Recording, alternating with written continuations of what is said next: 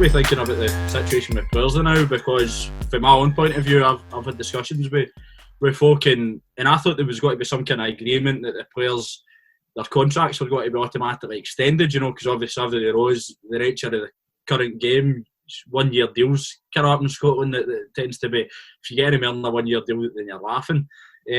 So I thought players' contracts were automatically going to get extended, but that's not the case. And I mean, obviously I think Birrell touched on it before, and other stuff that we've done, that obviously players will maybe need to look at other professions. That's a real possibility here.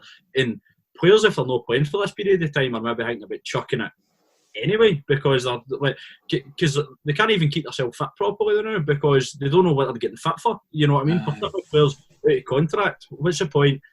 They don't know what the future's got to hold for them. They don't know when they'll be back playing. They've got to be unattached in the next couple of weeks.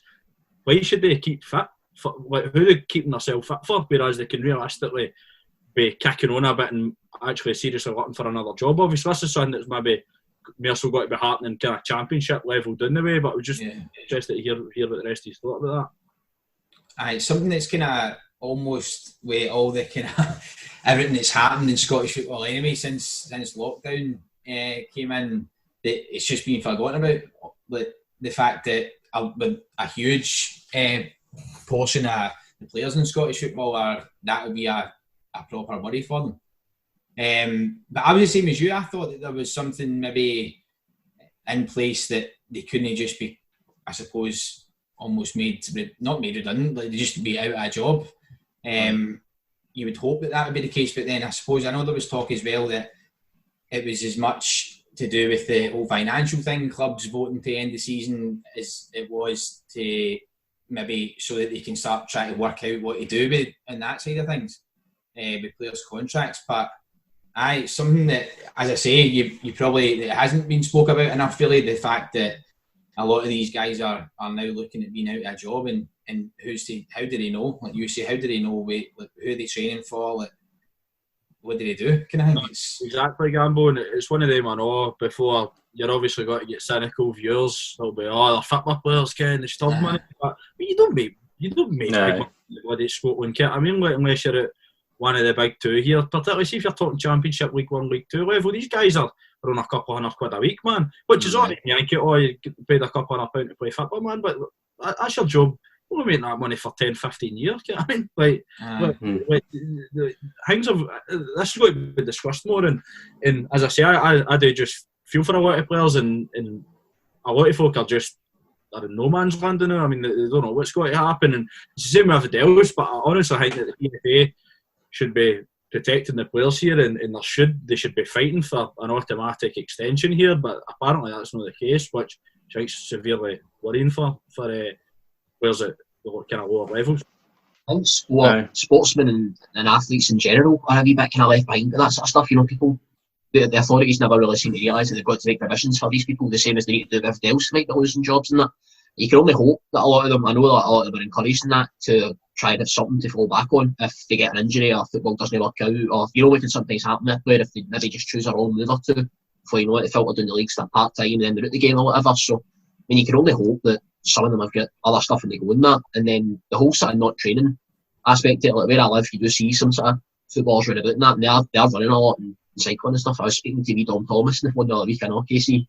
He was saying, I think he's like gutted because he's such a live wire, a boy, and he's just going out runs, running, cycling, trying to mix it up and all that. But I think he's like really missing the whole sort of aspect of like working as a team and doing fitness drills. It's all about the actual fitness for him rather than the fitness side of it, I think. So I think they're struggling. Oh, absolutely. I'm not wanting to go all serious with this, but in a time when we're talking about mental health more than ever, and players that absolutely love to play football, if they're going for that to not being able to kick a ball at all, effectively retiring for however long it is until we play again. On top of that, they're not even getting to train with their teammates. They don't even get to see their teammates. I know it's a way down the list of things we're talking about people are talking about because there's so many major issues about clubs even surviving, but you've got to ask whether players are going to be able to survive. And in Scotland it's such a difficult country because there's such a gap between the top teams and the teams right at the bottom, and it's epitomised by the Championship. I mean, next year you're going to have Hearts, probably the third biggest team in the country, probably not far off the third biggest wage payers in the country, all the way down to Alloa team part-time that will probably, in all likelihood, if there's football with no fans next year, we'll have to basically, if there's no football next year, we'll have to basically release all their players, and there's no way they'd probably be able to survive by playing all their wages if they've got no income coming in from football next year. So how do you police that? Do you say that's fine for Alloa to do that, but then you're going to have Hearts raging saying, who do we play against next year?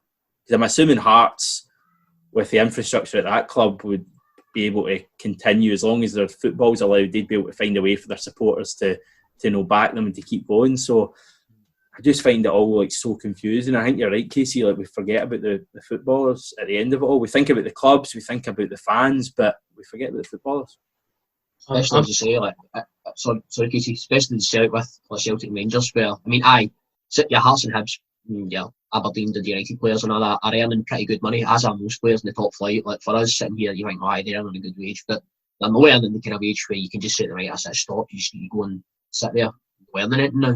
They still need something to come in. But as I have said all along, I do feel sorry for these guys, but you feel sorry for the likes of people who are play for Albion Rovers and stuff as well, who maybe, some of the guys doing it at that kind of level, they're working as football coaches and stuff, doing that a few nights a week, then topping that up with their money for playing League 2 and stuff. You do feel sorry for them as well, because it's their livelihood's just been snapped away like that, Is there a funny case here? Not, it's not funny in any way, but a strange case that it's almost the players who are part-time might get away with it more than the players who are full-time, but obviously not at the level where they could, or they are at the level where they could get released. Because obviously, as you say, players like Albion Rovers, and I know some of them, it's more a case of topping their wage up from playing football, but for a lot of them, or majority of them, they will have other jobs as well. And at least, if the worst comes to the worst, they'll get some sort of income. But if you're talking players like, off the top of my head, Falkirk, Dunfermline, teams like that are full-time and don't have another job, but could probably be released, then they're kind of in no man's land. No, absolutely, Hamish. You're looking at these guys who all they've kent is football. You know what I mean? If they've come out of school, they've been lucky enough to have a career up to a stage in it. But now they're realistically looking at the fact, they've not got a contract for the next season. So who's got to take them? Who's got to sign somebody they know anyway out of goodwill when you don't even know when football's got to be back? So it's these players that I really do feel for. And again, I know that you're going to get folk going, football players, but you're like, no, these aren't the folk making 200-300 grand a week, not even a year. I mean, and I'm not saying, not even a year as if that's not a lot of money, but you're like, these guys are making nothing, man. Like, they're making what we would maybe make having a decent. You know what I mean? And this is only them for 10, 15 years of your life if you're lucky. Never mind what goes on after that. So no, I really do feel the worst, and I think you've got to see that. And when I meant about motivation to train, I can see obviously Birrell talked about Dom Thomas, but as far as I'm aware, Thomas on a contract next year for us. So he still got something to get back to. But I'm more meaning boys that are out of contract and they're thinking, well, where do I go for here? Am I even going to get a club next year? Who am I training for? Whereas they could be keeping themselves fit and all the rest of it, but realistically they could be wasting valuable time for having to look for another career path here. So it's a total mess, and I'm just fortunate that I'm in a lucky enough position now that I still get my income. I've got both my jobs now, whereas realistically a lot of people, it's just done them. Self-employed, whatever. But when it comes to football players, I really do feel bad for them as well, because they're an easy target. Folk forget that they're an easy target.